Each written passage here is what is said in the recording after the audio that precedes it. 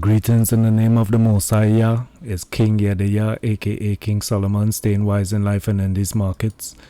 And I'm gonna do a little video trade journal. This is how I'm gonna start doing my journaling, because writing your trades down in a journal is excellent, is very good. But for me to be able to watch back at this video is, to me, it's even better, because I get to actually see the visuals, right? I'm not only reading numbers and pivots and where I took the trade and stuff, I'm actually seeing it. So I think I'm gonna continue doing this. This is just, I think it's gonna improve my trading as well. So at the open here on NVIDIA, the trade plan was to take the break of S3 and a retest of S3, maybe add and go short, right? So I broke the rule here, right? I jumped the gun. This is the first 5-minute candle, and my strategy is I'm supposed to wait till the second 5-minute candle to jump in the trade, right? So if I did obey my rule, let's see, I would have entered probably here on the break of S3 on this candle, right? Or let's see, if it pushed up here, well, this is where the candle opened, right? Let's see, if I was taking this trade, yeah, I would have entered at the break here, and then it would have probably stopped me out, because it's looking like this the way this wicked up here, I don't know exactly what direction it took, if it took this first or if it went this way first. But the thing is that I didn't obey the strategy, right? I didn't obey my own plan, and I was supposed to enter at the break of S3, but I jumped the gun and I entered here between pivots, right? So I'm looking at the break of VWAP. This is what really kind of, it got me going, you know. So I'm thinking it's a flush, right? We're gonna have a flush down open, and every trader likes to catch that flush down open, like you catch it while you catch the momentum, you know what I'm saying? But even though momentum is good because you catch a lot of movement, it also goes, it flips the same way. It's also bad because with the momentum, the push down, it also pushes back up at the same speed. So it's a catch-22, you know. And this is what really happened with me here. I went short right here at 163.04, and I had to stop out here at what was that, the break above VWAP.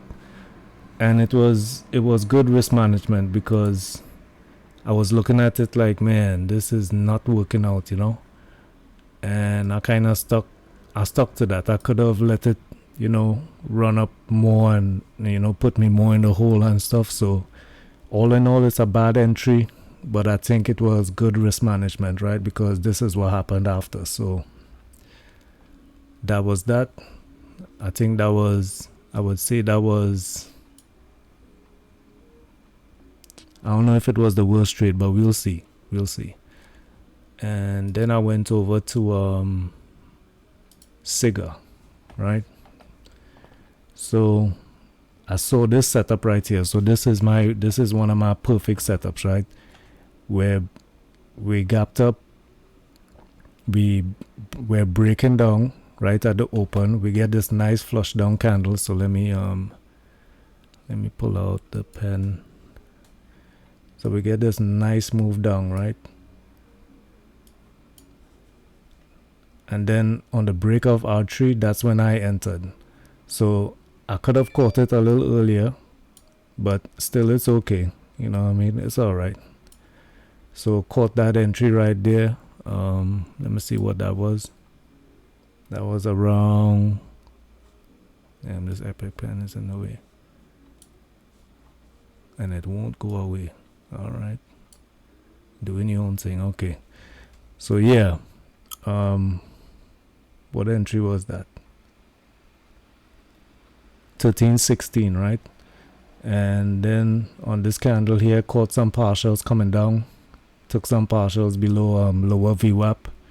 When it pulled back on me, I partialed out a little bit. I didn't clear all of it. And then when we got this candle right here, I think it's called a dead cross or something like that, and went short again.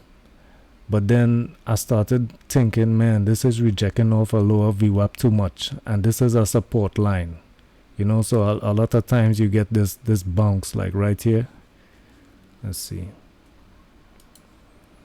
like how you get this bounce right here off of it, and then we do that push up. That's what usually happens around this support line. So you got to be, I'm very mindful of this lower VWAP line, especially when I'm shorting, you know. So I started looking at these wick rejection, and you know, we're at R1. This is a strong stock, and it's just doing a pullback. In my mind, I'm like, maybe this is just doing a little pullback, man. We're not too far below R3, so let me come out of this real quick, you know what I'm saying? So with this trade, I kind of made back some of the losses, right? But that's the thing about the trading psychology. I'm already in the hole, right? So now it's like I'm safeguarding, not losing anymore, you know.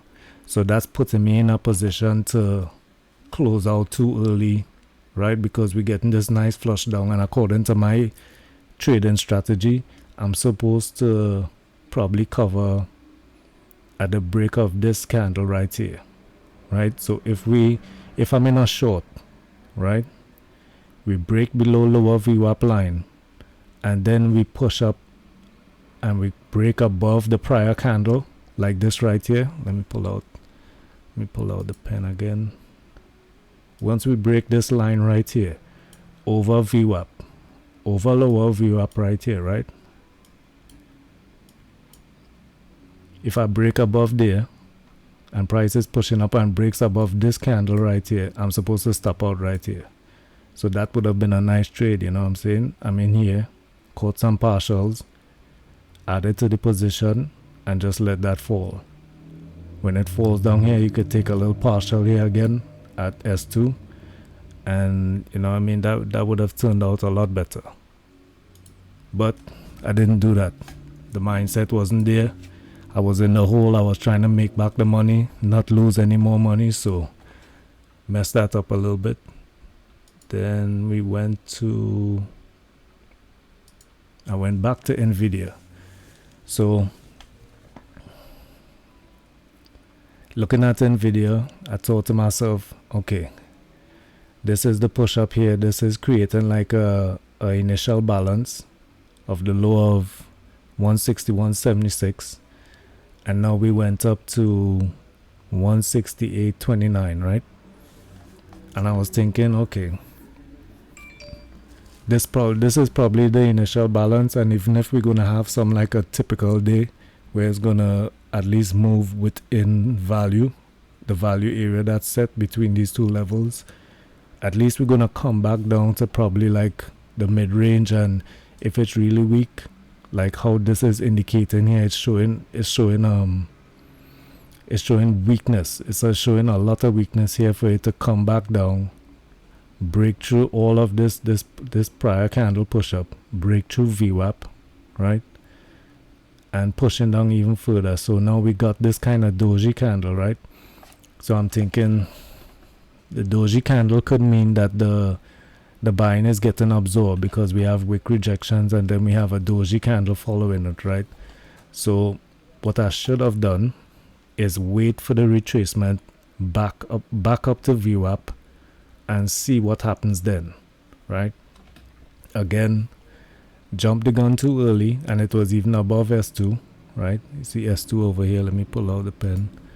See, S2 is over here, right? 163.95. That's that blue line coming across, and I'm entering above S2.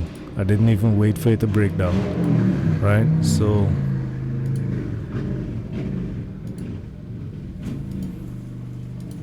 So then went short, and it did what it was supposed to do, because this is what was happening. This doji candle is suggesting that the buying is getting absorbed, right? So I should have waited for this retracement. So I closed out here at VPOC, right? Because when we hit VPOC, I was like, man, this is probably reversing on me, right? Because we didn't even come back to lower VWAP or S3, and we already pushing up, right? So I was I just sat back and I relaxed, right? Because I realized I was getting tense. So I sat back, I relaxed, I look at the level 2, I look at the tape, and I'm seeing, okay, we're gonna get another push down, right? Because everything on the tape is suggesting that buying is still active. We're gonna push down, right? So I waited for the break of VWAP, right? Entered here. What was that? 164.46. Waited for the break. I was patient. I waited for the break of the 50 cent level, right? 164.50. Waited for 46. Entered at 46. And when it flushed down, I was like, nah, this choppy market kind of action what's been happening, like all of this stuff, like all the wicks rejections and stuff like that. I was like, nah, they're not gonna catch me with this, right? Because I went heavy size right here, and I thought, yeah, I'ma just make my 3.77 hour. I'ma take this off right here at S3 because I don't like the price action. This is not, even though it's showing on the level 2, like, yeah, we're supposed to push down.